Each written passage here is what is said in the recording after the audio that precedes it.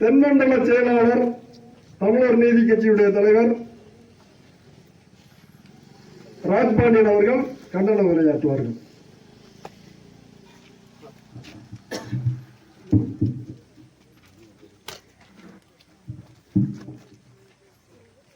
அன்பிற்குரிய உறவுகளே, தஞ்சாவூர் மாவட்டம் நடுக்காவேரி என்கின்ற ஊரில் இந்த தொடர் போராட்டத்தை நடத்தி கொண்டிருக்கிற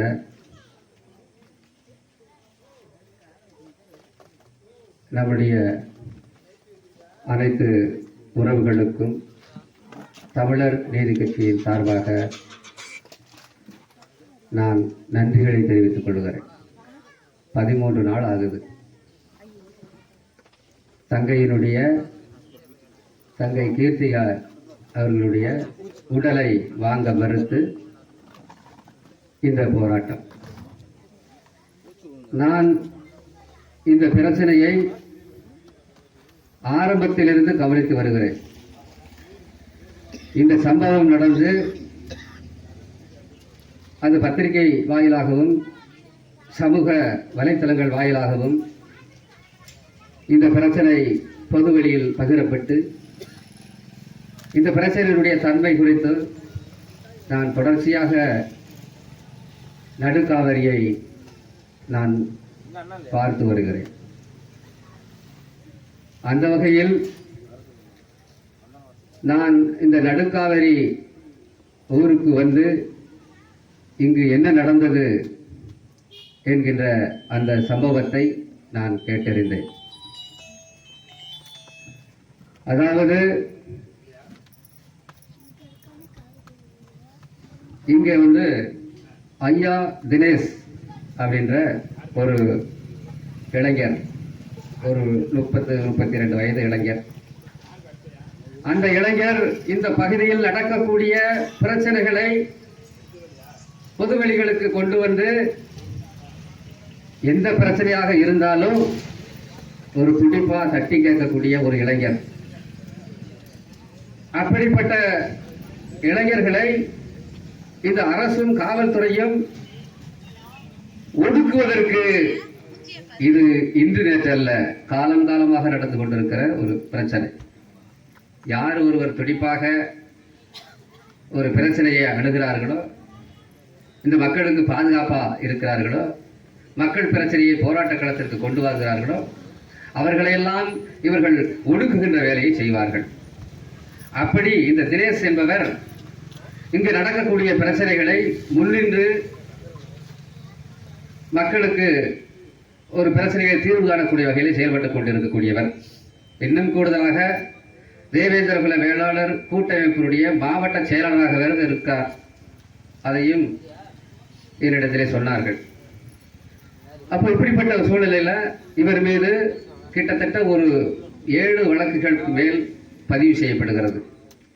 எந்த வழக்குமே யாரும் புகார் அளித்து பதிவு செய்யப்படாத வழக்கு. எவ்வளவு பெரிய கொடுமை பாருங்க. யாரும் புகார் கொடுக்கல, ஆனா வழக்கு போடுறான். காவல்துறை யாரும் புகார் அளிக்காமலே வழக்கு போடுகிற ஒரு செயலை செய்து வருகிறது. அதனுடைய பின்னணி என்ன? இந்த சமுதாயத்தை ஒடுக்க வேண்டும் என்பதை தவிர வேறு என்ன இவர்களுக்கு இருக்கிறது? அப்படி அன்று அந்த சம்பவத்தன்று இவரை காவல்துறை ஒரு வழக்கு இவர் மீது போட வேண்டும், தினேஷ் மீது போட வேண்டும் என்கின்ற வகையில் காவல் நிலையத்துக்கு கொண்டு செல்றாங்க. இந்த தினேஷ் என்பவருக்கு 3 சகோதரிகள். இந்த 3 சகோதரிகளுக்கு, அந்த 3 சகோதரிகள் ஒரு சகோதரிக்கு நிச்சயதார்த்தம் நடைபெற இருக்கிறது. அப்படிப்பட்ட ஒரு சூழ்நிலையில இந்த தினேஷ் என்பவரை காவல் நிலையத்துக்கு அழைத்து செய்து அங்கே ஒரு வழக்கை இவர் மீது போட வேண்டும் என்று அந்த காவல்துறை ஆய்வாளர் சர்மிளா என்பவர் இந்த முயற்சியை மேற்கொள்கிறார். சரி, எந்த அடிப்படையில் தினேஷ் அவர்களை அங்க அழைத்து செல்றாங்க அப்படின்னா, நான் விசாரித்த போது டாஸ்மாக்ல அந்த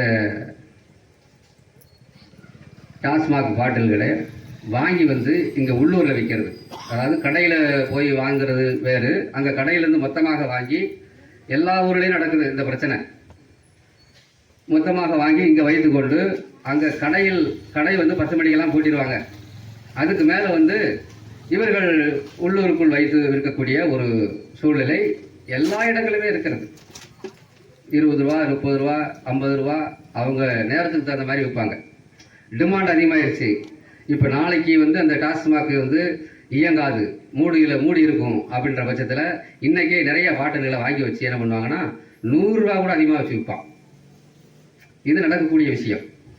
சரி, இப்படி நடக்கின்ற போது அந்த பாட்டிலில் வந்து வாங்கி தினேஷ் அவருடைய அப்பாவிற்கு யாராவது கொடுக்குறாங்க விற்க சொல்லி. அப்போ அவர் என்ன பண்ணுறாரு, தினேஷ் அதை கண்டிக்கிறார், அவருடைய அப்பாவை கண்டிக்கிறார். நீ விற்கக்கூடாது என்று சொல்லுகிறார்.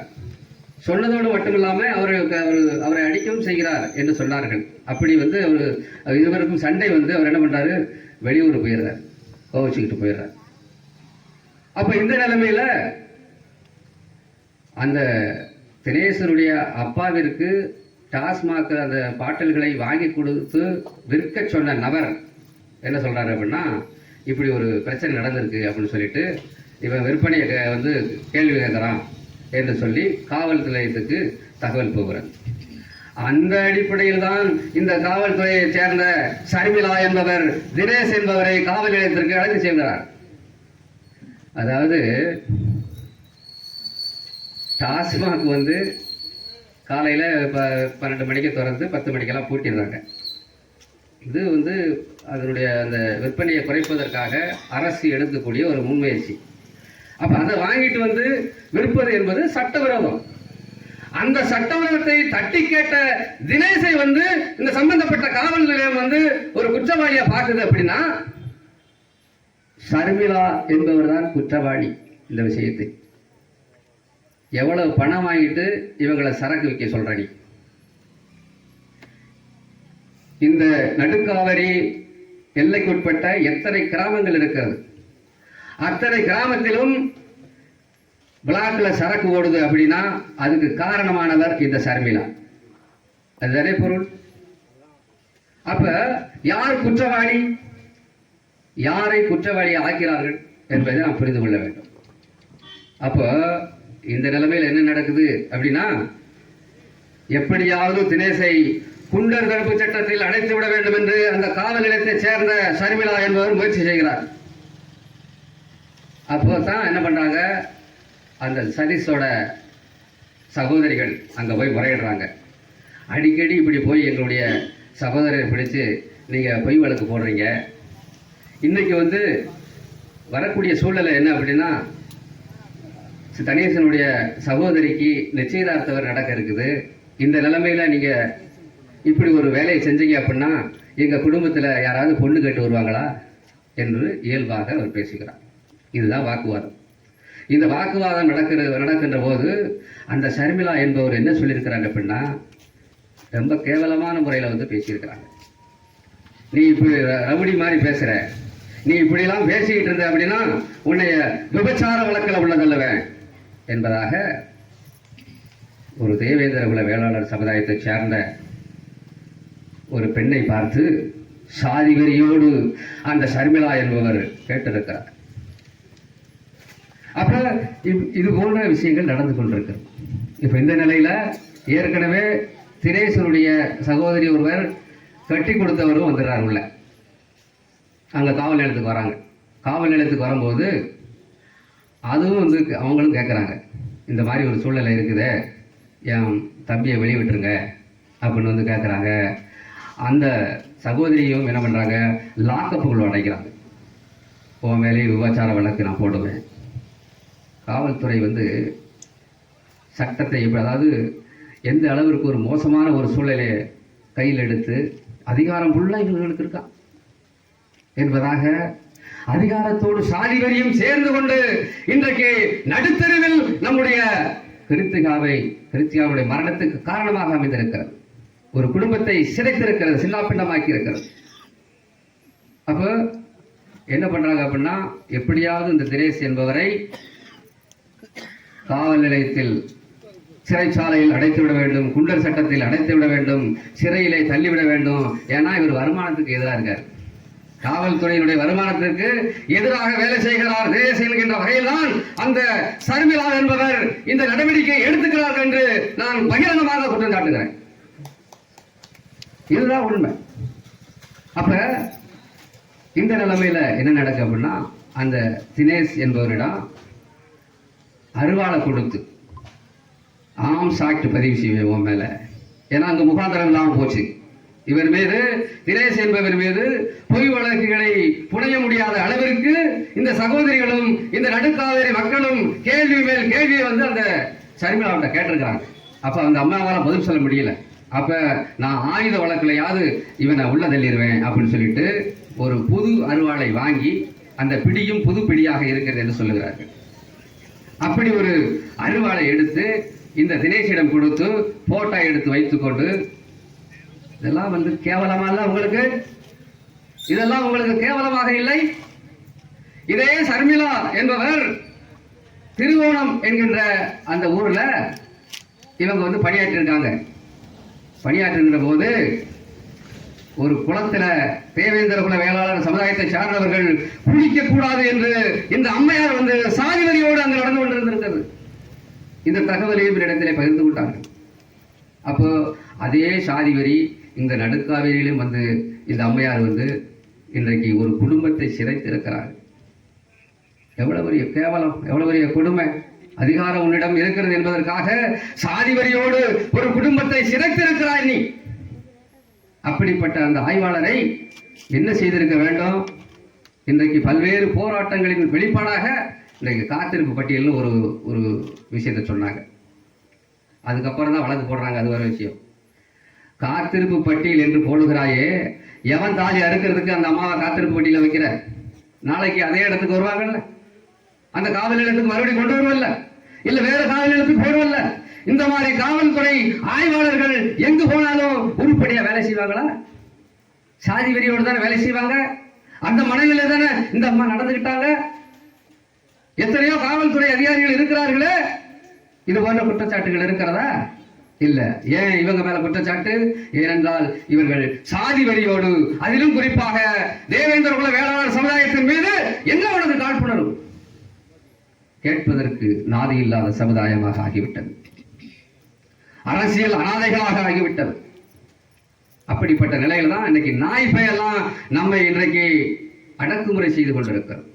என்ன அதிகாரம் இருக்கிறது காவல்துறை ஆய்வாளருக்கு? என்ன அதிகாரம் இருக்கு உனக்கு?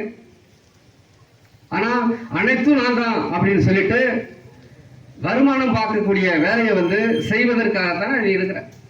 அந்த வருமானத்துக்கு எதிராக தினேஷ் என்பவர் நடந்து கொண்டார் என்பதற்காக அவர் மீது பொய் வழக்கடி போட்ட.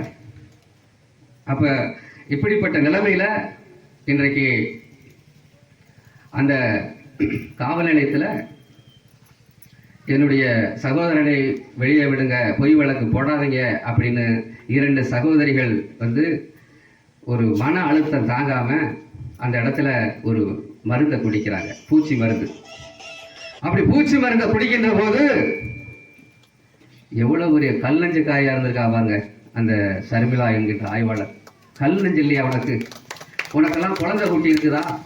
உனக்கெல்லாம் அக்கா தங்கச்சி இருக்கா? நீ வந்து சகோதர சகோதரோட பிறந்திருக்கியா? இல்ல மிருகமா நீ?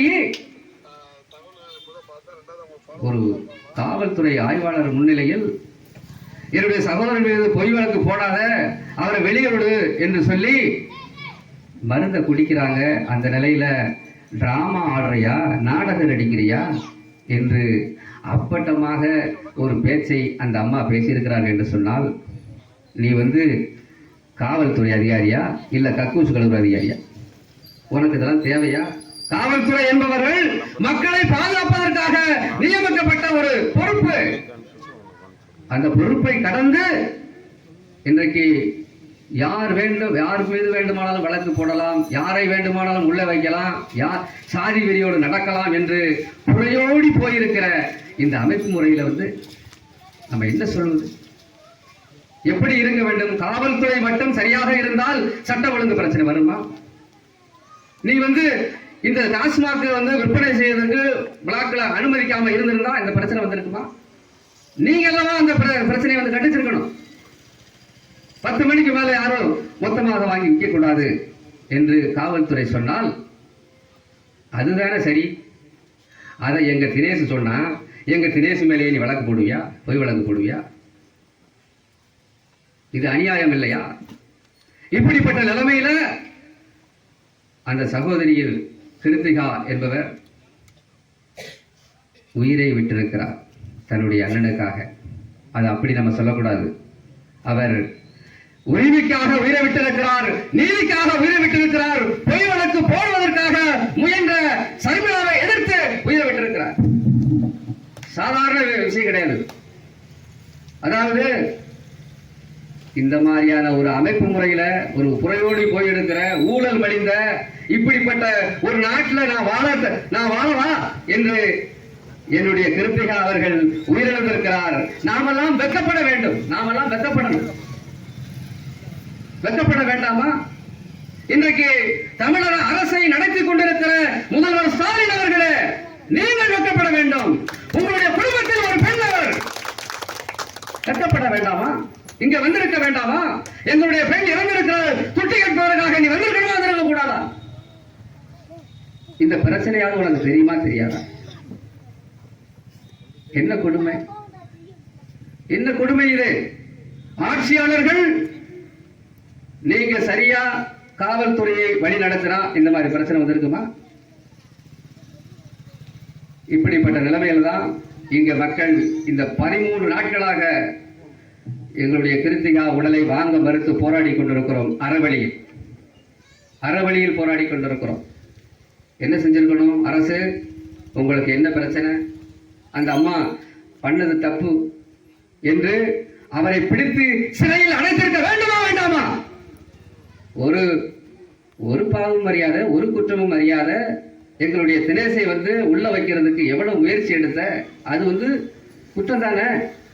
அந்த குற்றத்தை மறைப்பதற்கு இன்றைக்கு வந்து சர்மிளா அவர்கள் மீது வன்கொடுமை வழக்கு பதிவு செஞ்சிட்டீங்க. சரி, வரவேற்கத்தக்கது.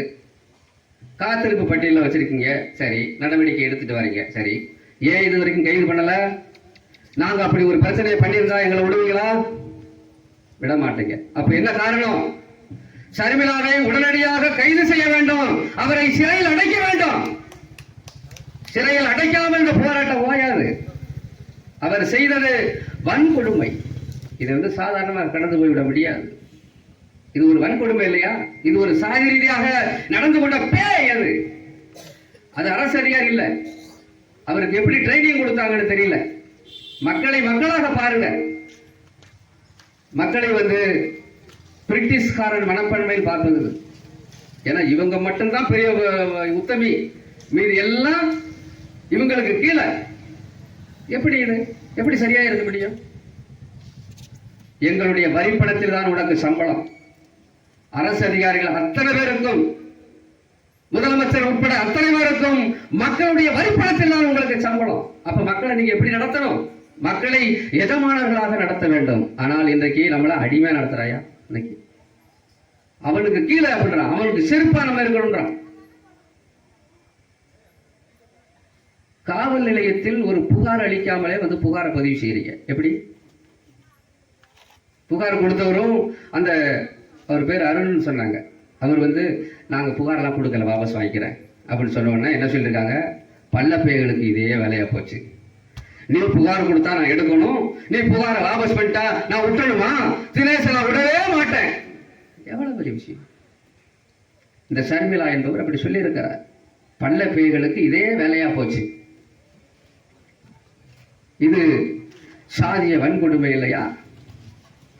வன்கொடுமை வழக்கை பதிவு செய்திருக்கக்கூடிய இந்த அரசு உடனடியாக அந்த சர்மிளாவை கைது செய்ய வேண்டும்.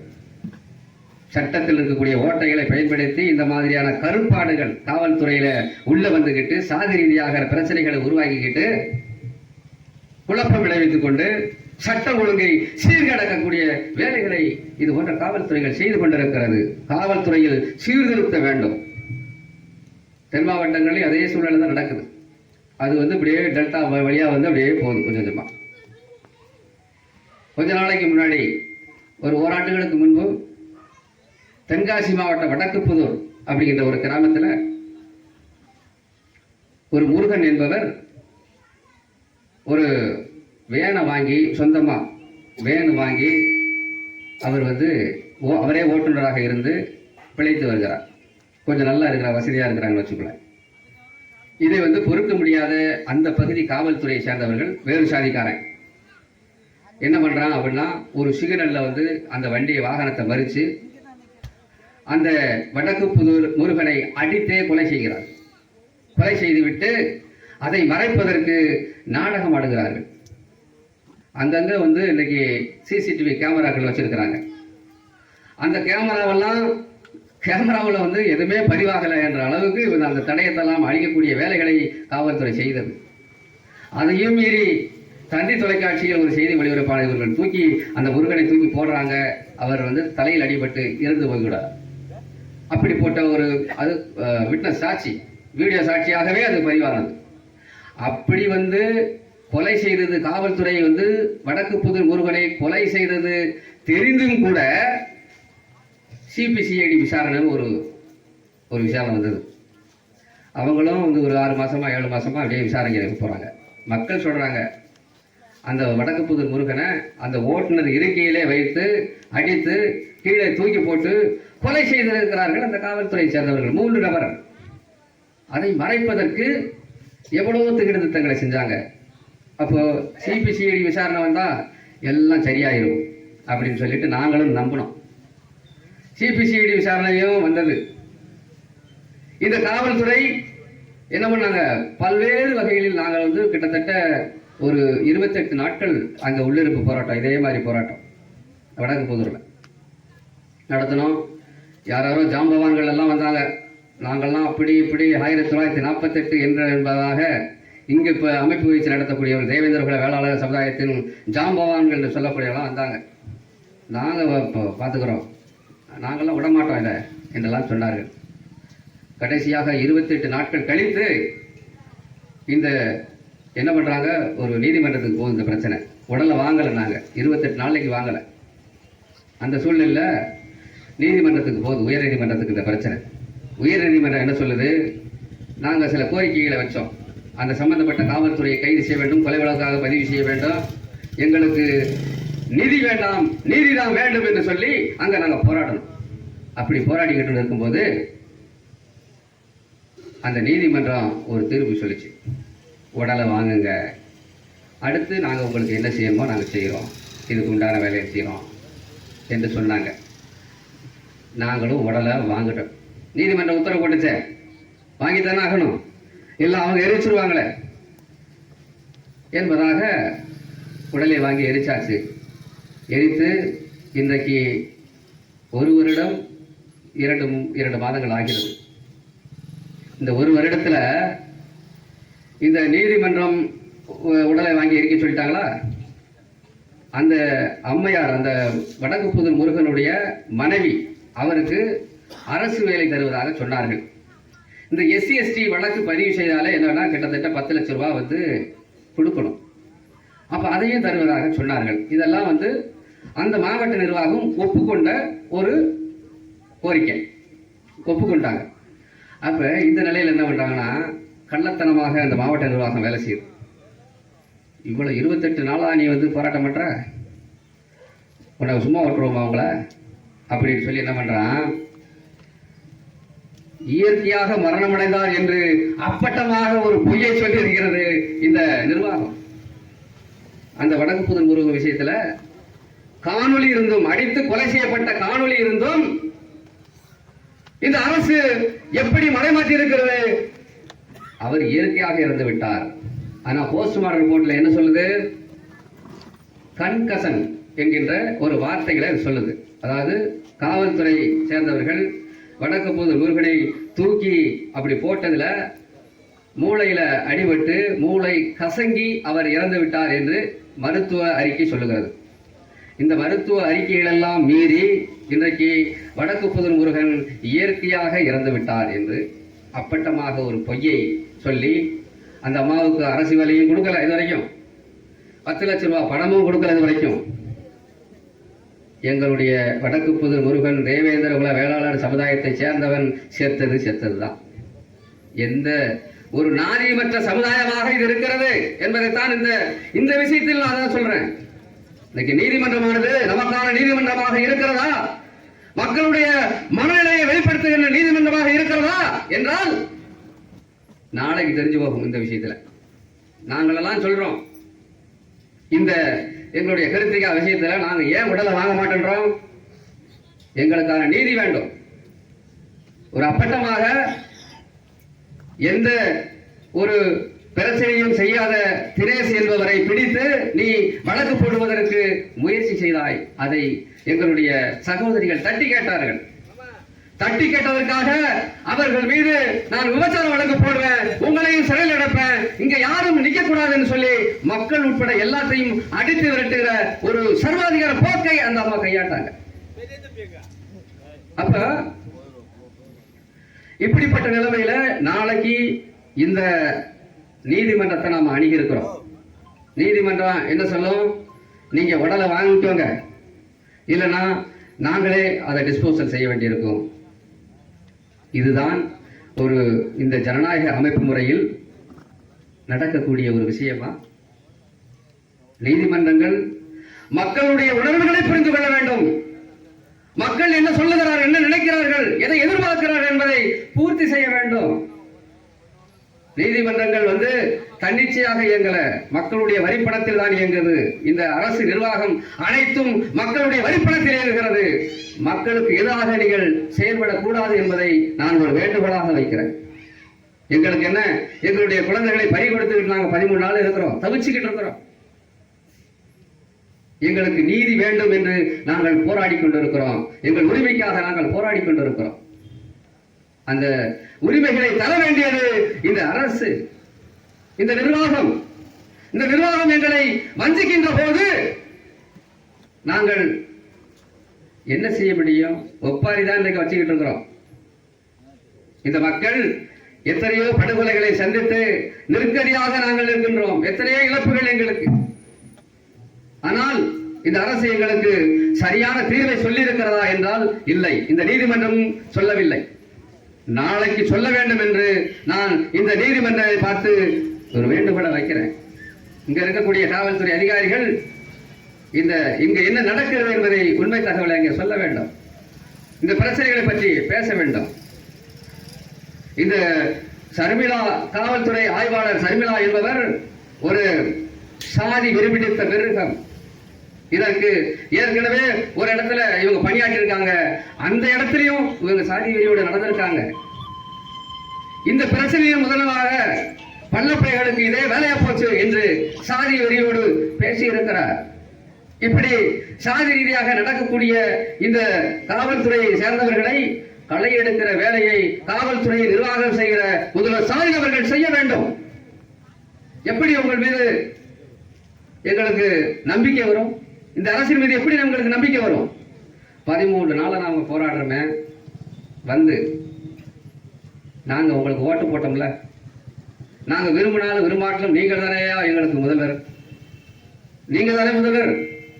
முதல்வர்னா என்ன? ஒரே ஒரு குடும்பம். இது உங்களுடைய நாடு, இது உங்களுடைய அரசு. அப்ப மக்களுக்கு என்ன பிரச்சனை நடக்குது என்பதை கண்காணித்து அதை தீர்க்க வேண்டிய வேலையை செய்வதற்கு தான் நாங்கள் உங்களை ஓட்டு போட்டு வச்சிருக்கிறோம். ஏதாவது ஒரு அறிக்கை விட்டீங்களா? ஒரு நீதிக்காக உயிரை இழந்திருக்கிறாரே எங்களுடைய படித்த மாணவி கீர்த்திகா, அவர் மீது இந்த அறிக்கை விடாதது நீங்க இதுவரைக்கும் ஒரு அறிக்கை விடல. இந்த பிரச்சனை குறித்து வாய் திறக்கவில்லை. அப்ப நீங்கள் எங்களை வஞ்சிக்கிறீர்களா என்று நாங்கள் உங்களை பார்த்து நாங்கள் கேள்வி கேட்போம். அப்ப எங்களுடைய பிரச்சனைகளை நாங்கள் தொடர்ச்சியாக 13 நாட்களாக பதிவு செய்து கொண்டிருக்கிறோம். எங்களுக்கெல்லாம் வேலை வெட்டி இல்லையா? எத்தனை ஊர்களில் நம்ம வந்திருக்கிறோம்.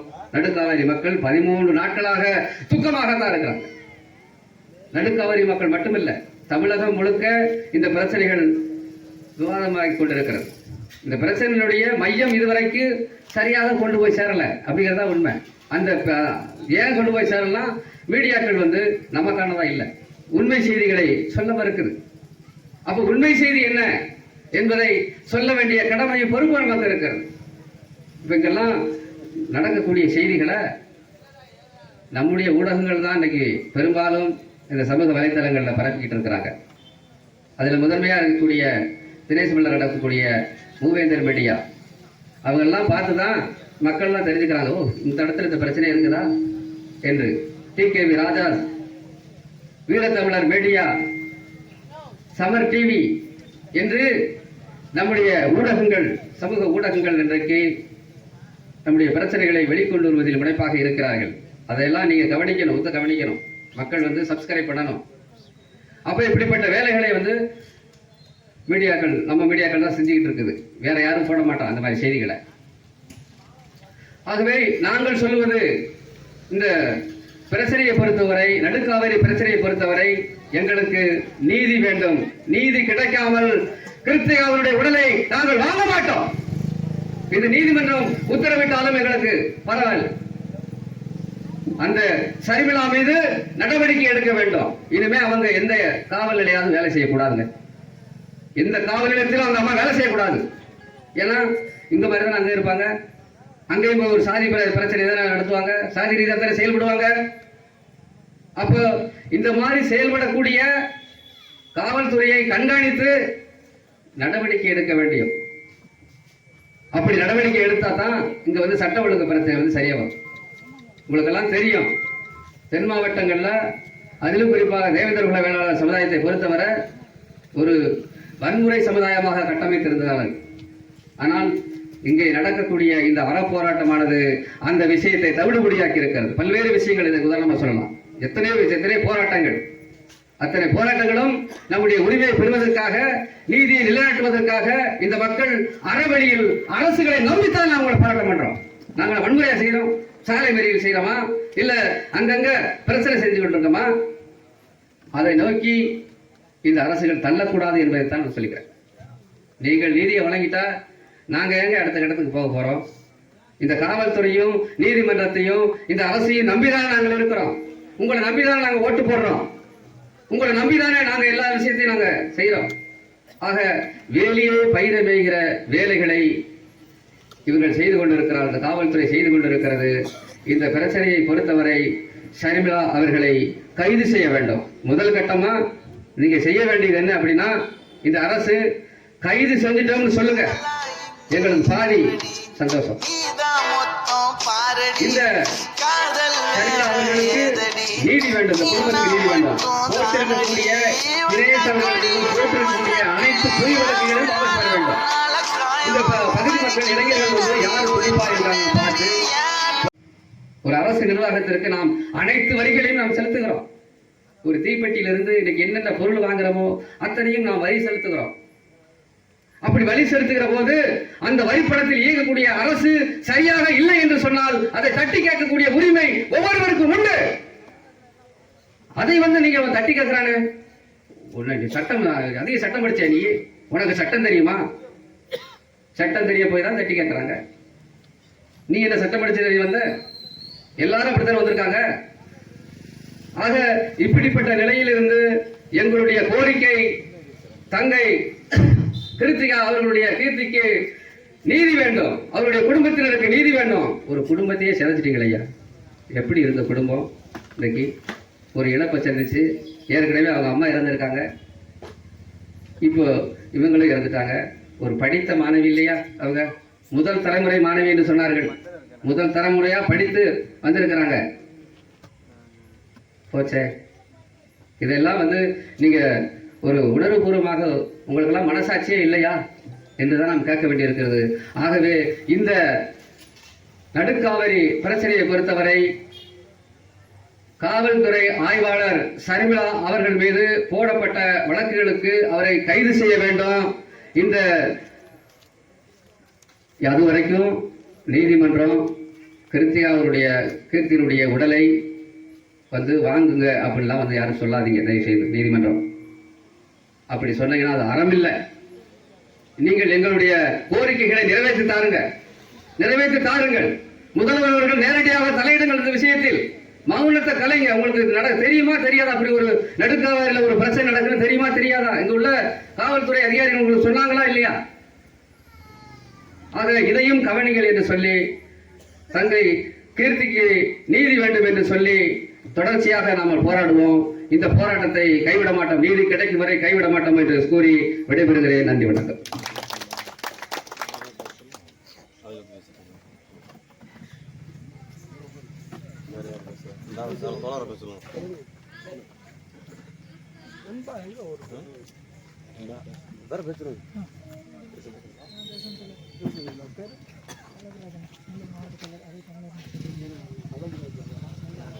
ஒரு நிமிஷம் வரேன். இல்லை, ஒரு நிமிஷம்.